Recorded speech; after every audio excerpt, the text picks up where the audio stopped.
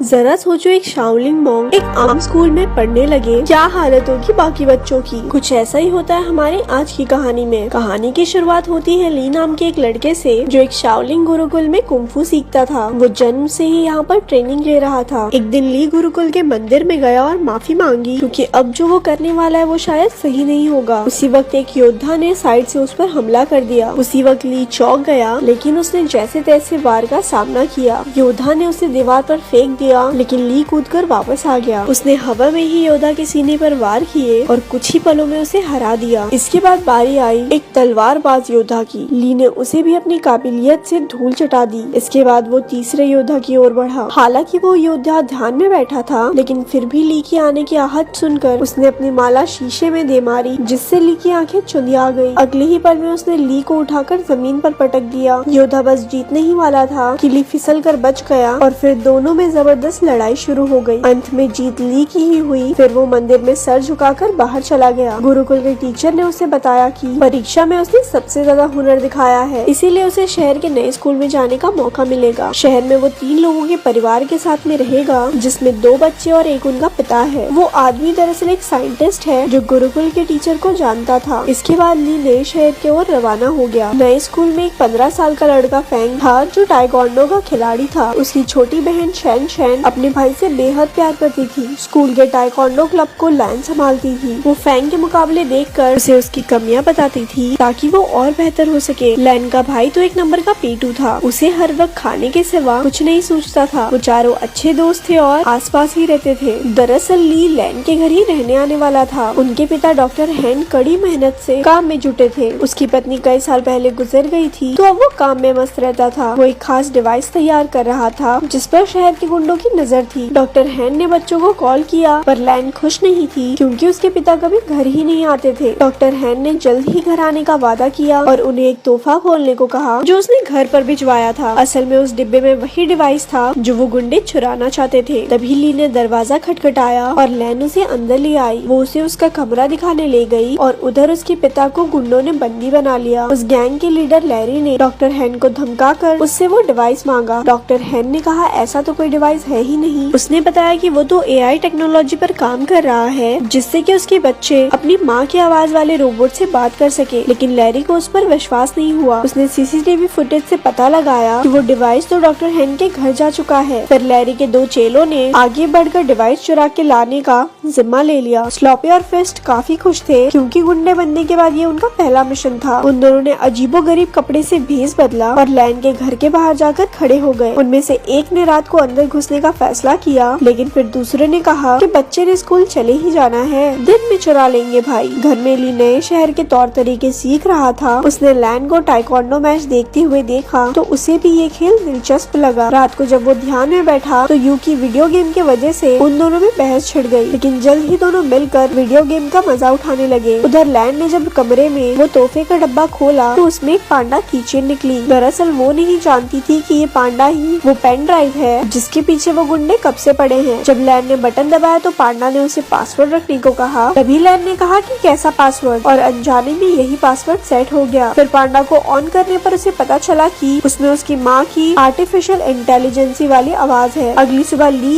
You और लैन के साथ स्कूल के पहले दिन के लिए निकल पड़ा। उन दोनों गुंडों ने बच्चों को बाहर जाते हुए देखा और अपने प्लान को अंजाम देने का फैसला किया। तभी उनमें से एक की नजर उस पैंडा कीचेन पर पड़ी, जो लैन ने अपने बैग से टांग रखा था। अब उन्होंने लैन से वो कीचेन छीनने का प्लान बनाया। रास्ते में लैन ने ली को फैन से मिलवाया। उसी वक्त एक गुंडे ने चुपके से कीचेन चुरा लिया और वहाँ से भाग गया। तभी ली ने उसे देख लिया और अपनी फुर्ती दिखाते हुए गुंडे को झट से पकड़ लिया। तभी फैन भी उसका साथ देने आ गया और दोनों ने मिलकर उस गुंडे की खूब धुलाई की। लेकिन वो गुंडा अब भी नहीं माना और एक बार फिर से पैंडा चुरा कर भाग निकला। पर उन सभी दोस्तों ने मिलकर उसे कचरे के डब्बे में फिट करके एक सड़क से लुढ़का दिया। फिर स्कूल में ली के क्लास के बच्चे एक शाओलिन योद्धा को देखकर हैरान रह गए। वो उससे पूछने लगे कि क्या कभी वो शादी कर सकता है। वो उससे उल्टे फुल्टे सवाल पूछने लगे। तुम कभी शादी कर सकते हो क्या भाई, कुंफू करके दिखा दे। यही सवाल बार बार पूछ के सब उसके मजे लेने लगते हैं। आखिरकार टीचर ने उन्हें शांत कर कहा कि ये सब खेलने के पीरियड में करना। खेलने के पीरियड में उनके कोच ने बताया कि अगले महीने उनके चुस्ती फुर्ती की जांच होगी और जो कोई इसमें पास नहीं होगा वो अगली क्लास में नहीं जा सकता। ये सुनते ही यू की हालत पतली हो गई, क्योंकि वो बहुत मोटा था। भगवान जानता था भाई साहब कि वो कितनी मुश्किल से चलते थे। फिर कोच ने सबसे 100 मीटर की दौड़ लगवाई। ली ने तो समय से पहले ही 2 चक्कर पूरे कर लिए, बल्कि बाकी बच्चे भी पहले चक्कर में ही थे। इसके बाद उन्हें पुशअप करने कहा गया, जिसमें अपना ली पहले से ही माहिर था। उसने 100 से भी ज्यादा पुशअप किए और बाकी बच्चों से तो 2 भी नहीं हुए। बाद में तो उसने एक हाथ से पुशअप करना शुरू कर दिया। उसकी काबिलियत देखकर सभी बच्चे कूदने लगे। फिर बारी आई ऊंची छलांग लगाने की। ये तो ली के बाएं हाथ का खेल था। बेचारा यूं तो मुंह के बल नीचे गिर पड़ा। वहाँ डॉक्टर हैंक की लैब में लैरी ने उन्हें एक कुर्सी से बांध रखा था और उन्हें गोल्फ बॉल से पीट कर परेशान करके रखा था। रात को वो दोनों गुंडे मौका देखकर लैन के घर में घुस आए। तभी ली की नजर उन पर पड़ गई और वो एक खिलौने के पीछे छुपकर उन्हें डराने लगा, लेकिन उन्होंने जल्द ही उसे देख लिया और मौका देखकर उस पर हमला कर दिया। जब लैन वहाँ पहुँची तो गुंडों ने पांडा चुरा लिया और फरार हो गए। ली ने लैन और यू को सारी कहानी बताई, लेकिन उन दोनों को लगा कि वो मजाक कर रहा है। इसके बाद हम देखते हैं कि वो दोनों गुंडे मुंह में गोल्फ बॉल भर कर लेटे हुए थे। असल में उन्होंने पैंडा की चेन की बजाय वैसा ही दिखने वाला एक परफ्यूम चुरा लिया था। लैरी को एक खास डिवाइस 3 दिन के अंदर किसी कंपनी को बेचना है और इसीलिए अब उसे बेचैनी होने लगी। उसने बड़े गुस्से में उन दोनों गुंडे के गोल्फ बॉल से निशाना लगाया और उन्हें धमकाकर जल्द से जल्द वो खास डिवाइस लाने का ऑर्डर दे दिया। अगले दिन स्कूल में सारे बच्चे फैंग का टाइक्वांडो मुकाबला देख रहे थे। वहीं यू और शैंग शैंग पीछे बैठी 2 बदसूरत लड़कियों के बारे में बातें करने लगे। ये लड़कियां कोई और नहीं बल्कि वही दोनों गुंडे थे जो भेस बदल कर वहाँ आए थे। उन्हें लैन के बैग पर वो पैंडा दिखाई दिया और दोनों से चुराने के लिए सही मौके का इंतजार करने लगे। उसी वक्त ली ने फैन को एक मुकाबले की चुनौती दी। इस मजेदार मुकाबले को देखने के लिए सभी बच्चे भागकर आगे चले गए। अब सही मौका देखकर गुंडों ने बैग से पैंडा चुराने की कोशिश की, लेकिन इस चक्कर में उनके नकली बाल वही फंस गए। उधर मुकाबले में फैंग और ली में जबरदस्त टक्कर हो रही थी। दोनों ही एक दूसरे पर भारी पड़ रहे थे। आखिरकार दोनों ने एक दूसरे को ना मारने का फैसला किया और मुकाबला खत्म हुआ। उसी वक्त सबने पीछे मुड़कर उन दोनों गुंडों को पहचान लिया। बच्चों ने मिलकर उन पर हमला बोल दिया, लेकिन इस बार वो एक बच्ची को मारने की धमकी देकर पैंडा डिवाइस लेकर भाग गए। फिर बच्चे मिलकर प्रिंसिपल के पास गए और पुलिस को बुलाकर सारा माजरा समझाया। वहीं ली खुद को इन सब का जिम्मेदार समझ रहा था, क्योंकि अगर उसने फैन को चुनौती नहीं दी होती तो लैन अपने बैग से दूर ही ना जाती। लेकिन बाकी बच्चों ने उसे दिलासा दिया कि ऐसा नहीं सोचना चाहिए। आखिरकार लैरी के हाथ वो डिवाइस लग गया और उसके जरिए कंप्यूटर पे उसने एक प्रोग्राम चलाया, लेकिन उसे इस्तेमाल करने के लिए पासवर्ड की जरूरत थी, ये वो नहीं जानता था। उसने कुछ प्रोग्रामर्स को बुलाकर लॉक खोलने के लिए कहा, लेकिन पूरा दिन बीतने पर भी कुछ हाथ नहीं लगा। अब लैरी के गुस्से की सभी हदें पार हो गई थी। तभी उसने डॉक्टर हैन के फोन पर उसकी बेटी का मैसेज देखा। लैन चाहती थी कि उसके पिता उसके जन्मदिन के लिए कल घर आ जाए। लैरी ने डॉक्टर हैन की तरफ से कल पार्टी में पहुंचने का वादा कर दिया। अगले दिन लैन और उसके दोस्त जन्मदिन के पार्टी की तैयारी कर रहे थे। बाकी सब लैन को घर में अकेला छोड़कर उसके लिए तोहफे लेने गए। तभी लैन को उसके पिता का मैसेज मिला कि वो घर के बाहर आ गया है, लेकिन जैसे ही वो घर के बाहर निकली उसे किसी ने अगवा कर लिया और गाड़ी में डालकर ले गया। उसी वक्त ली और उसके दोस्तों ने लैन को वैन में देखा और अपनी साइकिल्स लेकर उसका पीछा करने लगे। अंत में सब डॉक्टर हैन की लैब में पहुँचे और लैन को ढूंढने लगे। वहीं लैरी और उसके बिजनेस पार्टनर में बहस छिड़ी हुई थी, क्योंकि लैरी उस खास डिवाइस को कल बेचने वाला था, लेकिन अब तक तो उसे उसका पासवर्ड पता नहीं। अब लैरी गुस्से में लैन के गले पर चाकू रखकर उससे पासवर्ड पूछने लगा। लैन ने जवाब दिया, कैसा पासवर्ड, और उसी वक्त वो प्रोग्राम चालू हो गया। बाहर शुरुआत वाले दोनों गुंडे अड्डे की रखवाली कर रहे थे। ली और फैन ने उन पर हमला करके उन्हें कुछ ही पलों में चित कर दिया, लेकिन इसके बाद उनका सामना हुआ लैरी के आदमी ब्रैडली से। वो भी एक खतरनाक फाइटर था, इसीलिए ली और फैन मिलकर भी उसे हरा नहीं पा रहे थे। अंदर लैब में लैरी की डील पक्की होने ही वाली थी कि उसी वक्त यू ने आकर चुपके से आकर अपने बहन और पिता को रिहा कर दिया। ली ने भी वहाँ पहुंचकर गुंडों का मुकाबला किया। उसी वक्त लैरी पेन ड्राइव वाला बैग लेकर बाहर की ओर भागा, लेकिन डॉक्टर हान,